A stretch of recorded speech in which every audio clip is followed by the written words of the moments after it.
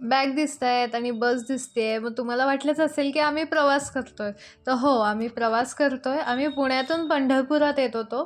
तर हा प्रवासाचा व्हिडिओ मी अपलोड केलेला आहे. मिनी व्लॉगच आहे. जेवढे व्हिडिओ जमले तेवढे मी व्हिडिओ केले आणि ते एकत्र केले. तर हे बघा पाटी दिसतीच आहे तुम्हाला पंढरपूर. आम्ही बसमधनं चाललो होतो. तर बसमध्ये सुद्धा मी शूटिंग घेतले. जरा जमलं नाही, मध्येच ड्रायव्हर काका येत होते आणि त्यामुळं काय-काय शूट करायला जमलं, काय-काय शूट करायला जमलं नाही. पुढं बसून सुद्धा झूम केलं तरीसुद्धा शूट करता येत नव्हतं.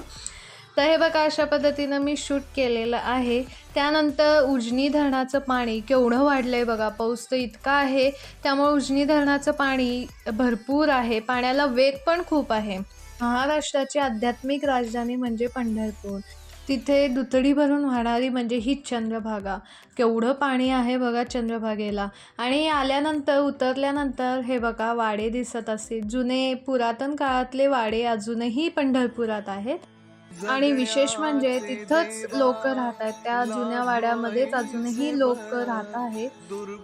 तर हे पश्चिमवाचं शूटिंग आहे आणि आता आपण नामदेव पायरीपासलं शूटिंग घेऊयात. बघा मस्त असं दिव्यांची रोषणाई असल्यागत वाटत आहे. ह्याला महाद्वार रोड असं म्हणतात. तर इथे नामदेव पायरीपाशी आपण आलेलो आहोत आणि इथे फोटो काढल्याशिवाय जात नाहीत लोक. ही परंपराच झालेली आहे असं म्हणायला काही हरकत नाही. तर हे नामदेव पायरीचं शूटिंग आहे. इथं लोक फोटो काढत आहेत. मन प्रसन्न करणारं स्थान म्हणजेच खरंच पंढरपूर. वाजले होते 9:30 तरी सुद्धा एवढी गर्दी होती.